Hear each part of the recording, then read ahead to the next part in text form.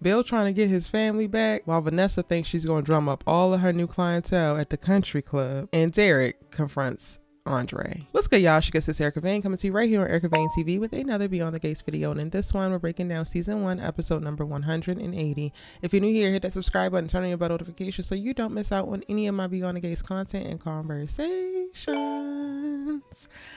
And let's go ahead and start with Bill, because I really wasn't expecting this, but I thoroughly enjoyed it. Y'all know I'm here for Bill's suffering season as he starts to reflect, recollect his thoughts, revisits his past decisions, and starts to, elicit emotions of regret internally. Now, he tells Vernon that he's happy with Haley, but survey says that was a lie, or at least it's seeming like a lie. If you are so happy with Haley, then why are you sniffing after your ex's family? Because you want to still be included, because her father felt like your father, because you thoroughly enjoyed all of the moments and many of the best memories that you had. You in fact say that those moments, those stellar family moments, have been the best moments of your life. So are you telling me all your best moments of your life are behind you, Bill? Is that what you're telling me, Bookie? But because that's what it sounds like. And that doesn't sound like a man who is happy where he is or hopeful that he can actually do better than he's done in the past in the future. But y'all can tell me in the comment section, am I hearing him wrong? Or am I 100% on par hearing him 100% correctly? Again, y'all let me know in the comment section. Now, I thought that Vernon really handled this conversation beautifully, because he does still have feelings for Bill. He for a period of time looked at him as if he was a son, tried to treat him as a son. He also, over the course of this conversation, apologized if he, didn't pull Bill in closer or more or do more during the times in which I guess Bill started to slip away from the family. So he didn't just put everything all on Bill. They were able to have a very real heart-to-heart conversation. And I was like, again, surprised that actually came up. But it seemed like Bill came with very little ego, came with the hopes of being honest and being truthful about what he's feeling and where he is. Now, he does have an ask, because it's basically like he wants to have Haley integrated into the family and accepted into the family as he is, so that he can also come back and still partake in some of the Dupree family magic to some degree, to which Vernon vehemently tells him, no, that season has passed. When Bill is going on and on and on about how he has to protect Haley, how he loves his wife, how he is happy where he is, Vernon responds, well, dang, that's great, admirable even. I wish that you could have given my daughter that same love, care, protection, and grace. Clock it. Absolutely, Vernon, without raising his voice, without doing too much. I thoroughly enjoyed this conversation, because Vernon masterfully created space for Bill to be able to express himself, to be vulnerable enough to express himself truthfully. He reciprocated some type of affinity or feelings. However, he still held strong to, he is his daughter's number one fan, his daughter's number one protector first. And especially when talking to the man who he literally handed over that responsibility to, and you drop the damn ball, since I have to go ahead and pick up the baton, I'm gonna make sure I do the job right and diligently. And while you could still want my respect, how you could still want to be regarded as my son, you are no longer my son. You made certain decisions, and now you are having to live with the consequences of said decisions. And one of those consequences is estrangement. One of those consequences is our relationship being strained. One of those consequences is you not operating in the life that you have created in the same way, because much of the life that you built and what you loved about the life that you built was built off the back of my family. Damn, maybe you should have went and found a wife who had another family that you could benefit off of, that had another father who was willing to give you fatherly advice, that had another whole family ecosystem for you to assimilate in. But no, you went and found a little orphan Annie that's trying to kill your ass. No, Vernon don't know that she's trying to kill him. But as an audience, this is what makes this conversation so sweet to watch and consume, because we know what Haley's actual intentions are. So while Vernon is just having a mature, honest relationship with his former son-in-law, we're watching and you're making all these declarations. You're still trying to bring Haley along. You want to get back in good with the Duprees, still trying to hold true to honoring her. Meanwhile, this girl wants to see you dead, and the woman that you left would have never done you like that, and the family that you left would have never done you like that.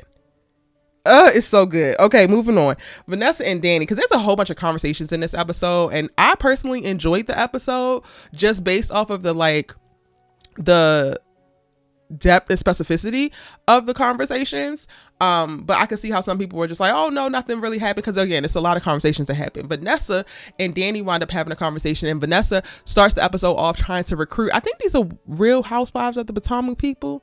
I don't watch it, so I don't know, y'all. But that little light skinned lady, her face looks familiar. And when they started acting, I was like, oh yeah, these are not actors. So I think that these are reality stars. But y'all can tell me in the comment section down below if I got it right. The two young ladies that Vanessa are trying to recruit, I think they're from Real Housewives of Potomac. I think. But the tea that stands out about them for me is that, Vanessa, you don't lead with this is an escort service. You don't lead with, girl, we can scratch your itch that your husband can't reach. You lead with deceit. You lead with like alluding to certain things. So it takes the girls, you going over to talk to Dani, the girls going off and then them calling the number and then finding out it's the escort service. They got to come back and tell you, girl, this is not what this is. I actually love my husband. I don't cheat on my husband, this, that, and the third. To me, that tells me everything I need to know about how Vanessa is navigating this business, even if she's now the lead of this business because she begged Joey to put her in a position of like power. Because girl, if you got to trick your clientele into being your clientele, then maybe, girl, you don't have a good service. Maybe you're not actually the boss that you think that you are. And I actually cannot respect it. Like, I would respect Vanessa more if she wasn't so shady about her desires, if she wasn't so shady about what her plans are, if she was a more honest person. And that's something that, if y'all have been listening to me for a while, that's something that's going to continue to come up, because I always just put more respect on honest characters. If you're going to be a hoe, be an honest hoe. If you're going to be a trollop, be an honest trollop. If you're going to be a villain, be an honest villain, and like stand 10 toes down on whatever you're going for, and like stand on business behind whatever the hell it is, right? But you are now having to trick people, and you're in the country club doing it. So you feel unseen. You feel like people don't take you seriously, but you also put yourself into circumstances to look like a clown, to look like a dummy. You bimboify your damn self, and then you're mad that you of the bimboification of yourself. That makes no actual sense to me. And I really struggle with watching characters specifically like Vanessa and Ashley, especially when they're navigating communication with the black characters, because I don't think that there's no real intention or specificity given to how they're deciding to talk to people. So like, she lashes out at Dani because Dani's like, girl, I really don't think you should be doing this Mangum thing, and I'm worried about you and I care about you. And then she launches into this whole thing, and like at the core of it is, okay, Vanessa's insecure. She's trying to stake a claim for herself. She feels unimportant. She feels unseen. And I could totally see how that happens, right? Like, you are best friends with two of the Dupree women. The Dupree family run Fairmont Crest. They are charismatic, they are intellectual, they are regarded very highly, and you probably give second fiddle, the little side best friend, and you want to be the center of attention. So I'm not like ignoring the very real thing that comes and that is fueling her insecurity, but I do have an issue with how she chooses to express that, because she has no problem lashing out at Dani or lashing out at Nicole when all they're trying to do is care about her. They're worried about her grief process. They believe, and this is her fault again, with her leading with lies and dishonesty. They believe that she actually loved Doug to a degree that I don't think that she actually loved Doug. So while they're worried about your mental health, while they're worried about your emotional stability, while they're worried about where your spirit is falling in this season of grief, because they think that you're actually grieving and you have stopped grieving and you haven't communicated that, you are now lashing out at them.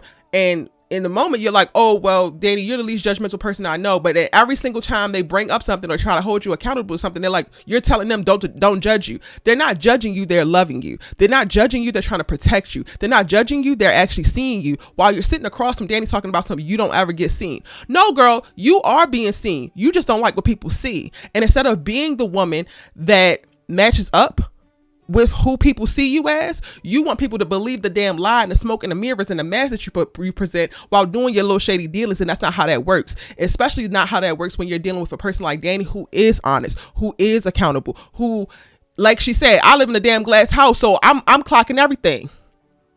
And I say I don't like how they interact, because to me it gets to a point, especially when you arrive at a certain age and you stop giving a fuck, because that very much so happens depending on the journeys that you take in life. I am there now. The moment that you get to a place where you don't give, and you're tired of sacrificing yourself and bending over backwards trying to protect your friends from themselves, trying to protect your friends from the decisions that they're making, trying to protect your friends from their concerted effort to throw their own selves off a damn cliff, at some point you decide to walk away. And I don't think that the writers are going to give us Dani or Nicole separated from Vanessa, even though to me that would be the natural organic thing. Like in this episode, after the little back and forth, Dani talks about she's going to be there with her because she lives in a glass house and she ain't trying to throw stones and this and that. And I'm like, at some point you're going to have to divorce your relationship with Vanessa, because one, she's not a woman of the same character as you. She's not a woman of the same integrity as you. She thinks a certain way. She's not intentional. Like, you are in a moment when she asks about your honeymoon, you get the gushing over your honeymoon and you're like, oh my God, why didn't you stop me? Like, sorry, I did not mean to be insensitive to you and your situation with you now being a widow, which is not an effective for her. But that just shows exactly how much Dani is intentional and caring when it comes to this woman. Meanwhile, Vanessa does not think about how she talks to these black women. She does not think about how her need to be centered in her insecurity and her desire to be seen. What is that actually saying about how she navigates her social circle, specifically with these black women? And that part I can't really get with. Like, I would respect Vanessa more, one, if she was more honest with the dirty dealings that she's doing. And then also she decided to start to create a little bit of distance of like, girl, I know that you don't actually agree with this, but this is something I got to do right now. So at this point in time, let us keep our distance so I can go ahead and work it out. I know that you love me. I know that you care about me, but I don't want to put you through trying to go through this with me when you clearly disagree. And I'm not even saying that you're wrong for disagreeing, but it's something I need to try because I need something else. Like, that to me would be a friend who is moving with reciprocity and who's being as considerate of you as you are of them. And Vanessa's not that girl, so I don't respect her. Now, I spent a little bit too much time on Vanessa, so I'm gonna go ahead and move on. Smitty. I love Smitty down. I swear, Smitty is the saving grace for the white characters on the show, because most of them, they move with such lack of intentionality and self-awareness that they just annoy the hell out of me, which is just so real. Like, they also, I want to be clear, when I'm talking about the white characters and I'm pointing out them leaning on their privilege, their whiteness, the fetishization, I'm not saying any of that is inauthentic. That is so real of like what black people are experiencing with white people who are behave that way. But it's great to see Smitty, because he is like the grounding force of like what a more cognizant white person could look like when navigating these spaces and navigating hard things, navigating interracial relationship, navigating politics, navigating journalism, like all of the things, raising a family, queer love. Like, how do you do that with your whiteness without being an immediate harm to the non-white people around you? And Smitty do not play about Martin. He clocks that Joey sends a check as one of the as a donation for the campaign because they recently held a fundraiser, and he's like, oh, absolutely not, we're gonna go ahead and send this back. I love that. And not only do he want to send it back, but he takes it back to Joey and lets Joey know that this is not what we're doing. I actually got his back. This is the first time that they are actually meeting face to face. And I love that Smitty just, he loves so hard and so beautifully. Now, Martin winds up turning up at the casino, so it becomes a conversation with all three of them. I want to point out why Joey sent this, because yes, Martin still owes him a favor tied to the whole Chelsea thing, but I think that Joey sent this because he's also trying to keep Martin in a particular place. And like Smitty said, if they take that money, then he tainting the campaign, and this was like another way that Joey could try to stick his claws into Martin. If they would have cashed that check, then he would be able to hang over his head of like, you took funds from this and this, and if that came out later on, it could be held against him, or it could be forced him. It could be something that his opponent uses to force him out of the race. Now, Joey does not back down in this moment, which is probably where Vernon is going to come in. Like, later on this week, we should be seeing Vernon actually have a conversation with Joey, and I think it's going to be to get him to back off. In this episode, Joey is like, we're stuck together. Like, I'm not going nowhere. As long as the policies and things that you put forth in your congressional place don't impede on my business, then we'll be perfectly fine. But we're locked in twin them and da-da-da. And I'm just like, oh, brother. First of all, it's going to be hard for Martin to even get back into his seat, because apparently he's going to have an opponent that it got time for him today.